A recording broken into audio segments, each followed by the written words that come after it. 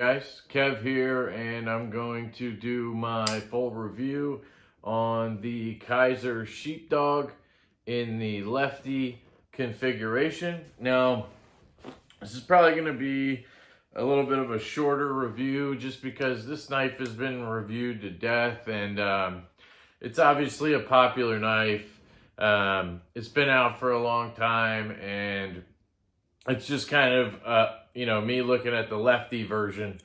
So keep that in mind. Also, I am going to try, I don't want to promise anything, but I'm going to try to roll in some desktop view footage of the knife. Just me kind of handling it, showing you the blade, flipping it once or twice. Just so you can get a little bit of a clearer view of the knife. I know some people have asked for that. Personally, I really enjoy this kind of face-to-face type of video. I like to have you guys kind of see my personality, and I'm hoping that's coming through. But anyway, I'll probably roll in some footage of that and probably repeat myself a little bit. So let me know what you guys think of that.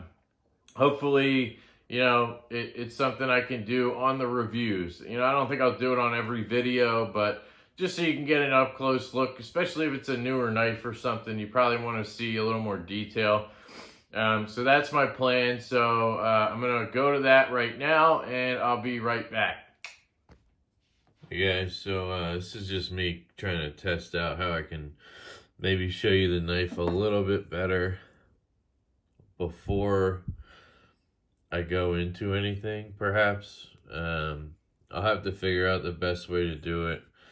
I really like to do the Facecam, the face-to-face kind of stuff, so I can talk to you guys and you can kind of get my personality. And I don't want to be hunched over a desk and just, talking with my hands. That's just not me. I know a lot of guys do that, and I know a lot of guys are good at it. But that's just not going to be my style. So here you can see some markings, S35VN. It looks like a little serial number there, Kizer. Here's the maker's mark. Sheepdog knives. I'm going to zoom out so I can show you the action. So very good action on this. You got this stonewash blade here, which is really cool. I'm really loving this knife. I didn't think I would, but I am really loving it. So it's just a quick view of it here, and then we'll go over or back to me on the couch or chair or wherever I end up. Again, I don't know how I'm gonna add this in. I just kind of wanted to give you guys a little look at the knife and see if this is something I want to do more often. So catch you guys in a second. So I'm back, guys, and I am going to start the review here on the Kizer Sheepdog. Now, first thing I want to do is talk about Kizer. I spoke a little bit about this in my Concept Warrior, also a lefty knife, in that review. To me, since I've been really deep in the community, which is about a year now, Kizer has just kind of been blah. It just seems like they come out with plain titanium frame lock flipper after plain titanium frame lock flipper, S35VN. Occasionally they sneak in a thumb stud or, a little something flashy. But that's really it. The last, year or two that I know of. This model right here, the Sheepdog, is probably the best thing they've done in the last few years. I mean, I know a lot of people like the, what is the Ray Laconico model? The Jasmine? No, the Gemini. A lot of people love the Gemini. I know they make a lefty version of that, and that is something I want to get my hands on. So, maybe picking up one of those in the future. But, just in general, Kizer hasn't really done it for me. They haven't really got me excited. But I really do like this knife right here, the Kizer Sheepdog. I believe this is a Chris Conway design. I believe that's his name, Chris Conway from Sheepdog Knives. His maker's mark is right there. It just says Sheepdog Knives. And it is a very cool design. It's been very popular. It's been a fantastic seller for Kizer. They've done all different variations. I mean, you have this standard version in lefty or righty in plain titanium with the blue pivot collar and the kind of speed holes here. This is your standard base version of the Sheepdog. Then they made different colored versions of this one. They have gold, they have blue. I think they have like a brass type of one. Then they came out with a mini version of the Sheepdog in the Vanguard series, which has G10 in, I believe, blue, black. There might be another color in there. And that had VG10 steel to begin with. Then at some point they have switched their steel over to, I believe, N690. And then they switched again, I believe. Now they do 154 CM. Don't hold me to that, but I think that's what they do in the Vanguard series now. And you can get one of those mini Sheepdogs for 60 bucks, I think it was. Maybe even cheaper. You'd have to check. I don't know pricing perfectly. Then they came out with a Sheepdog XL, which is a huge version of this. I think it'd be pretty funny to check one of those out. But it's actually the Vanguard version, so it's G10. I'm guessing they do that for two reasons. One, to keep the cost down, and two, to keep the weight down, because, you know, a huge titanium flipper like that would weigh so much. This already weighs, I believe, 6.5 ounces. So imagine an XL version in titanium. And even the mini one in titanium would just be this really heavy little, you know, kind of chunky thing, which I think they might make titanium versions of the mini. I haven't seen many, but I do believe they're out there. Anyway, so those are the variations you can get. I believe they all come in this S35 VN if you get the titanium versions. And then I stated for the mini, they had VG10, N690, 154 CM. I'm not sure what the XL was in. It was in one of those steels. And then they do sprint runs. So I just saw one the other day on Instagram. They're doing a Christmas one. It's I believe it's a mini with red G10, and it was a decent steel. If it was 154, M390, they do all different runs. A bunch of dealers have exclusives. Knife Center just came out with a very, very cool looking one in carbon fiber that I would really be interested in if it had a reversible clip or came in a lefty variation. But yeah, so those are all the models. They have a ton of them. This is a popular design. So aesthetically, to me, this is a very cool looking knife. You have this cleaver sheep's foot blade here. You have a decently large handle, and it just comes out into this very cool package. I just feel like kind of like I'm holding like a butcher's knife, and I could just hack through some pig or something, you know. I'm not gonna do that, but it's just a very cool design. I'm normally not into these very tall blades and thick knives, but this just all together is a great package.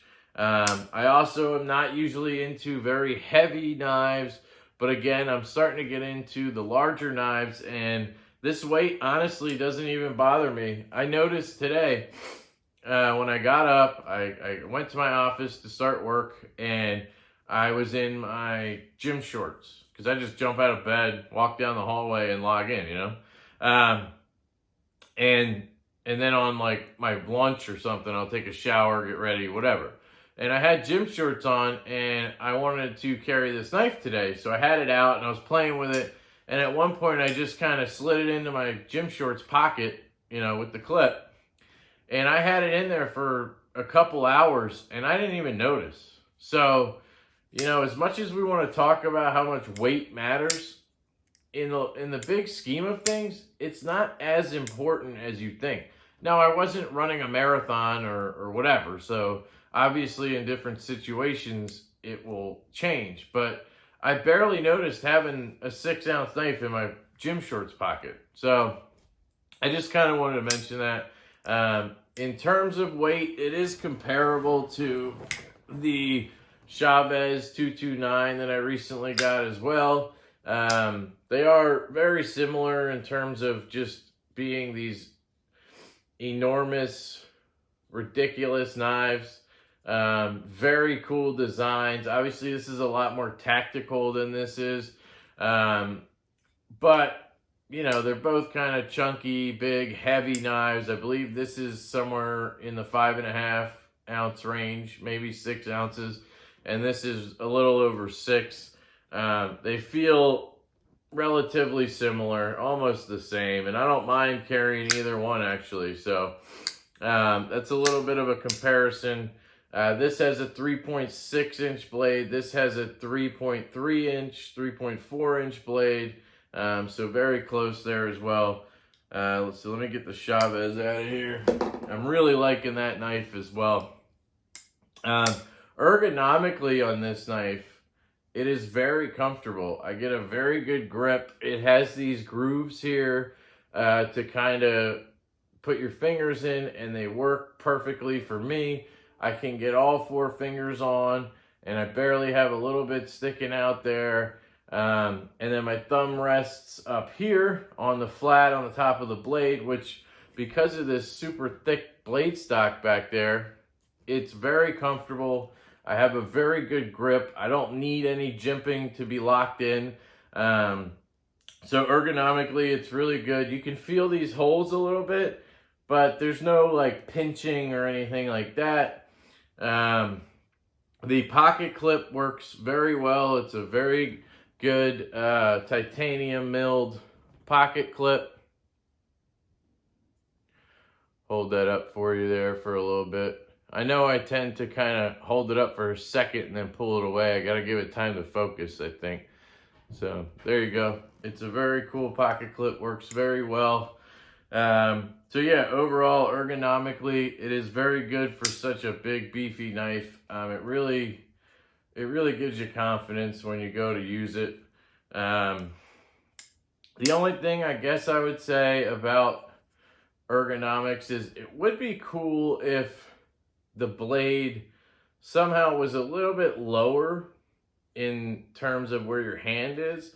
Because of the cleaver style blade, it would be really cool to be able to kind of really get down into something like you would with a cleaver style kitchen knife. But, you know, that's just kind of a bit nitpicky there. The blade has this really cool swedge right here on top. This little notch right here, which I'm not sure what that does, if it has any function, but it looks really cool. And then it comes out to this sweet little point, which is actually a very good tip. It's pretty beefy, but not, you know, ridiculous. It works good for packaging and that kind of stuff. See how well you can see the tip there. See if it'll focus for you. But yeah, so the blade's very nice. In terms of action, so when I got this out of the box, again, it was brand new to me. So let me get these fingerprints off. It was brand new to me, and the flipping action is good. So I can flip it out from vertical. It's a little easier like this.